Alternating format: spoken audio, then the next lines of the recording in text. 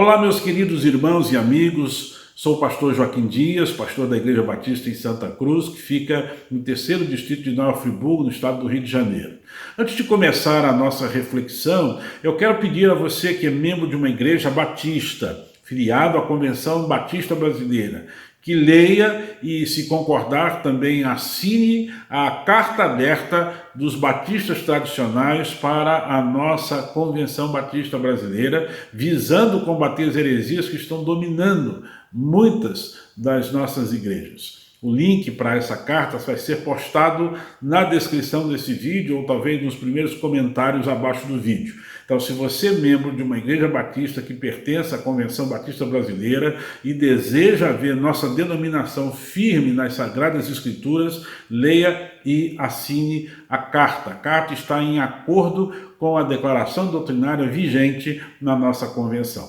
Bom, vamos agora à nossa reflexão em mais uma passagem bíblica do livro de Jonas. Lembro que se você ainda não assistiu aos vídeos anteriores, dê uma olhada aqui no canal, porque nós estamos meditando em toda a carta, em todo o livro de Jonas, livro do profeta Jonas, no Velho Testamento, toda a história dele. E vamos do capítulo 1 até o capítulo 4, e hoje vamos encerrar o capítulo 1. Então temos vídeos aqui meditando verso a verso desse texto, dessa passagem do capítulo 1. E eu gostaria que você, quem sabe, se ainda não viu, voltasse lá para ter uma contextualização melhor daquilo que vamos falar hoje.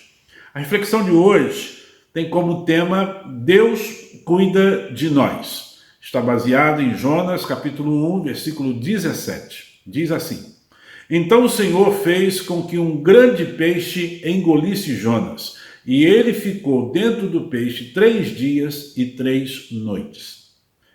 Uma realidade que é revelada na Bíblia, que muito nos conforta e que também foi registrada em 1 Pedro, capítulo 5, verso 7, é a ideia de que nós podemos lançar sobre Deus a nossa ansiedade, porque Ele tem cuidado de nós.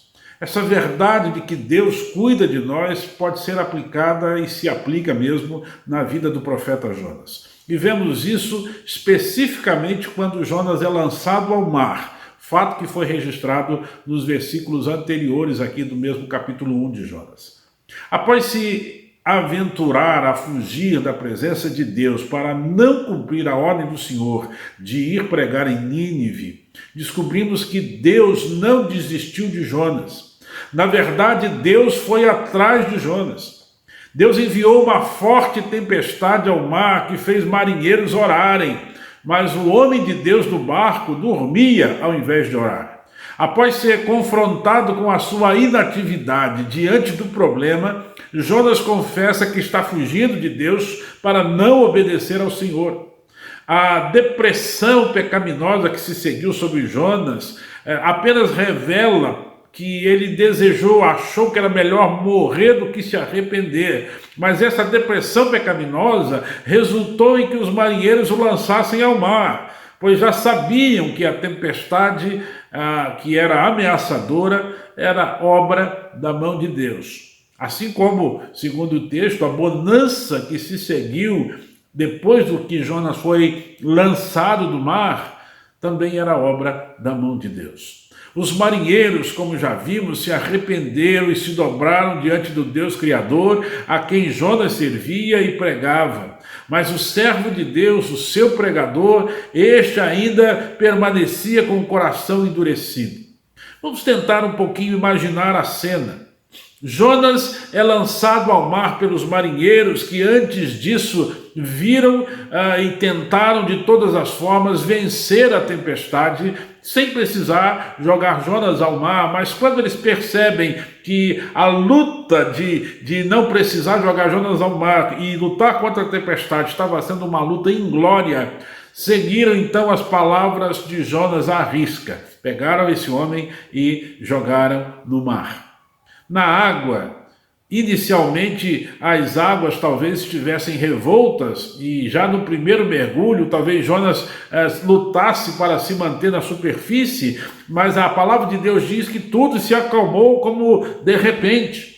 O céu enegrecido, as chuvas, a ventania, agora esse céu está límpido, ensolarado em segundos. Jonas vê o navio que ainda está perto, mas ele não pode mais voltar para o navio. Ele sabe que se voltar para lá, a tempestade poderia recomeçar. Os marinheiros estão lá no navio. Naquele navio eles estão admirados com o milagre de ver uma tempestade cessar rapidamente após aquela pessoa que fugia de Deus ter sido lançada ao mar. E eles estão louvando a Deus e oferecendo culto ao Senhor, já que diante daquilo que eles presenciaram, havia a convicção de que o Deus de Jonas era Deus de verdade. Jonas agora vê o barco seguindo viagem. Ele está em alto mar e provavelmente começa a perder as forças para permanecer na superfície, e então começa a afundar. A morte iminente é a sua única certeza. Seu pedido fora atendido pelos marinheiros. Ele fora lançado ao mar, sem colete salva-vidas, sem um bote inflável de emergência, sem uma boia, sequer um pedaço de madeira, alguma coisa que boiasse, para que ele pudesse se segurar e que pudesse mantê-lo por cima da água. Jonas está afundando. Queridos, eu estou apenas imaginando a cena, eu não sei o que de fato aconteceu, mas penso que de alguma maneira é aquilo que acontece conosco também. Nós temos ordens claras na Bíblia: ide fazer discípulos de todas as nações, orai sem cessar, em tudo dai graças, sujeitai-vos a Deus, fugi da aparência do mal, não se separem, perdoai uns aos outros. Enfim, ordens claras da parte de Deus são dadas a nós pelas Escrituras, a cada vez que nós abrimos suas páginas e fazemos uma leitura simples, ainda que superficial da Bíblia. Nós temos todas essas ordens surgindo aí à nossa frente, aos nossos olhos. Mas o que você faz quando lê todas essas ordens na palavra de Deus? O que você faz quando descobre esses conselhos de Deus nas Escrituras? Por exemplo, para quem você falou de Jesus esta semana para torná-lo um discípulo de Cristo? Quantas orações você fez pedindo que alguém fosse salvo? Ou se você fez algumas orações, essas orações eram segundo a vontade de Deus, voltadas para a glória de Deus, para o crescimento do reino, ou apenas para a satisfação dos seus interesses? Consegue você ser contente com aquilo que tem? Você tem sido submisso a Deus, tem fugido do mal, tem sido fiel no seu casamento, nos seus relacionamentos, tem perdoado pessoas? Quando analisamos a Bíblia, vemos o que Deus nos manda fazer e olhamos para nós mesmos e não vemos em nós mérito algum para as bênçãos, para as ações de Deus em nosso favor. Há quem condene as falhas dos outros apenas porque elas são diferentes das suas, mas o resultado da nossa desobediência também é afundar da vida. Afundamos nas nossas próprias lágrimas em virtude de uma vida onde se afirma ser seguidor de Jesus, de amar o Senhor, mas na prática a gente anda fugindo da presença dele. Vamos voltar um pouco para Jonas. O barco foi embora. Jonas está cansado de se debater nas águas, ele começa a afundar e ele pensa que vai morrer, talvez diga como muitos: Deus me abandonou, diria alguns de nós, não é? Em situações semelhantes.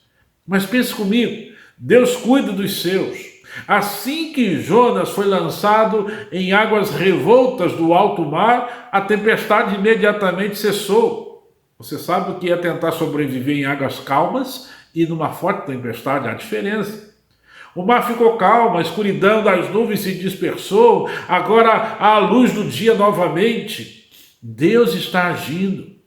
Talvez Jonas não percebesse dessa forma, mas Deus já estava cuidando dele, agindo em seu favor.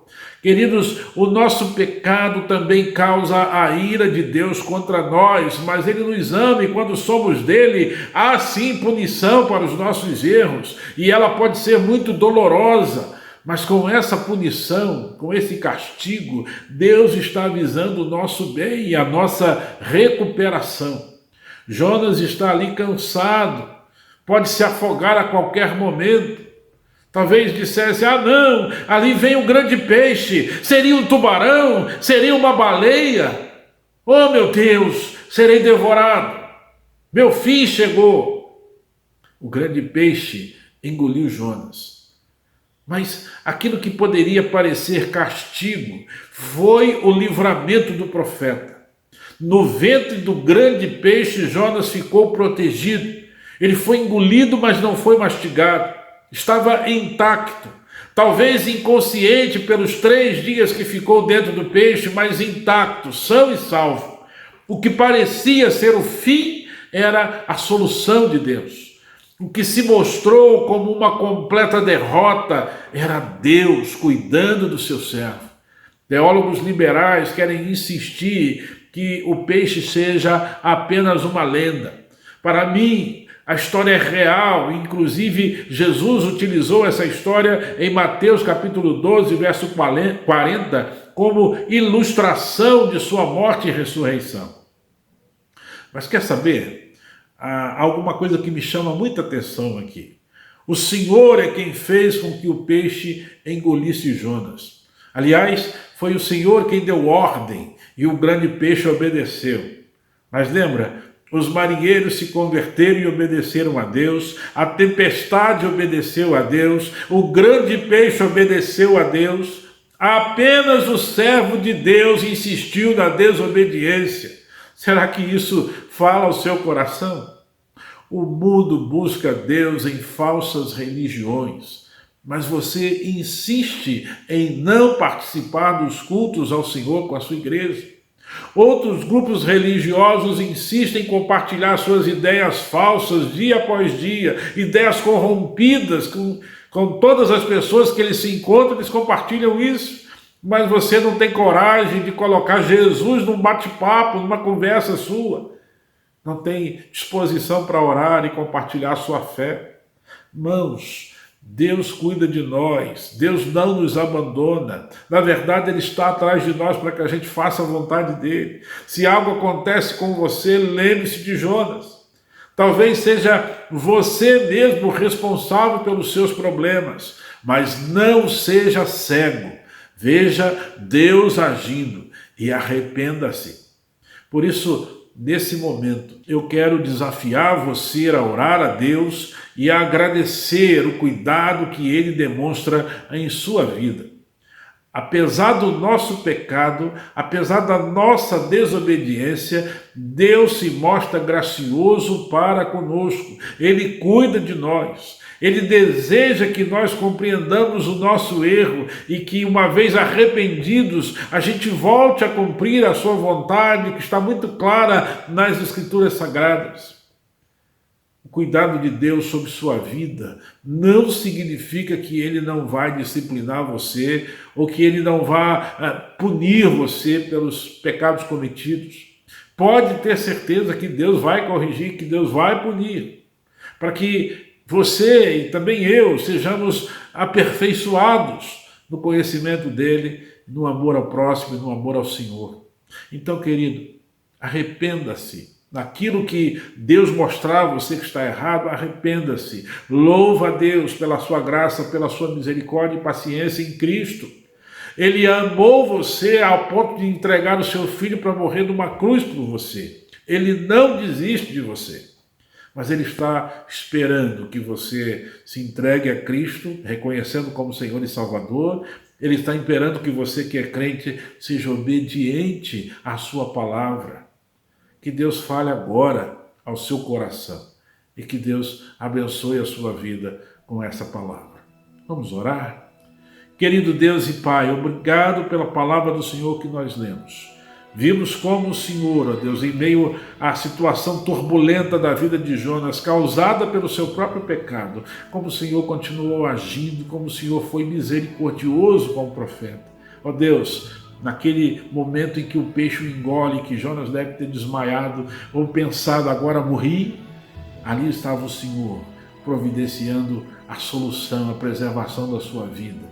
Aqueles dias difíceis, escuros dentro do peixe, de sofrimento, eram dias do seu cuidado mais intenso.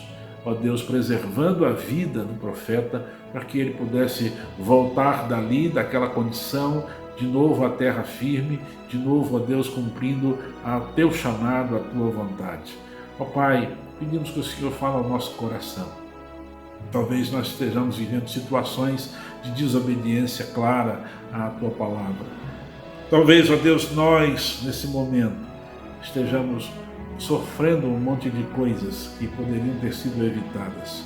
Mas no meio desses sofrimentos, o Senhor tem sempre providenciado a nossa preservação, para nos dar, ó Deus, a consciência de que a gente precisa se arrepender, de que a gente precisa voltar a nossa atenção para a Tua Palavra e sermos obedientes a ela. E por causa disso, ó Deus, podemos também compartilhar nossa fé com outros, mostrando o quanto o Senhor é amoroso, o quanto o Senhor tem cuidado de cada um de nós e cuida daqueles que são teus.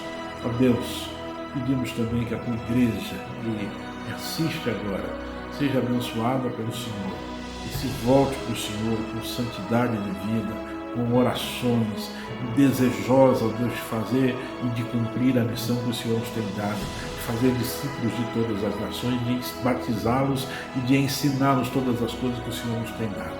Ó Pai, fala conosco, e se há alguém que não tem Cristo no seu coração, ajuda a entender que um grande amor foi demonstrado por Ele, para que ele se arrependa dos seus pecados e creia em Cristo. Ajuda-nos também como igreja a sermos instrumento nas Tuas mãos, não profetas, não servos desobedientes como Jonas, que ficou dormindo enquanto todos do mundo oravam, enquanto as pessoas faziam as suas ações religiosas. Jonas, ó Deus, não se preocupava com a situação, com o fato deles se perderem, mas fala ao nosso coração, para que a gente compreenda que o mundo se perde enquanto a gente dorme, mas que a gente pode trabalhar, que a gente pode servir ao Senhor, que a gente pode ser obediente. E aí, ó Deus, com a ação do Senhor na nossa vida, muitos vão se converter. Permita, Senhor, que a Tua palavra pregada por nós alcance corações sedentos do Senhor, da esperança, da paz, da alegria, e que então vidas sejam transformadas. Cuida da gente nesse tempo tão difícil que a gente vive e nos ajude a andar nos Teus caminhos santos, para a honra e glória do Teu santo nome. Nossa esperança é viva e verdadeira. Nossa esperança é Jesus. E no nome dele nós oramos. Amém. Muito bem, querido. Obrigado pela sua paciência, pelo seu esforço em prestar atenção aqui, estar comigo até esse momento. E eu desejo a você um final de uma continuação de semana abençoada.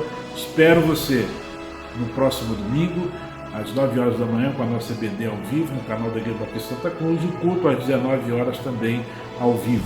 Que Deus abençoe você e que a sua vida seja ricamente guardada pelo Senhor. Forte abraço.